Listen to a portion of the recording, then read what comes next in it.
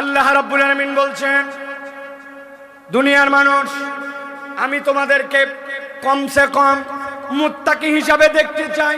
আল্লাহ রাব্বুল আলামিন এই জন্য কোরআন অবতীর্ণের কারণ যেরকম ভাবে বর্ণনা করেছেন, আল্লাহ কোরআনের শুরুতেই জানিয়েছেন আলিফ লাম মিম যালিকাল কিতাবু লা রাইবা ফীহি হুদাল লিল মুত্তাকিন।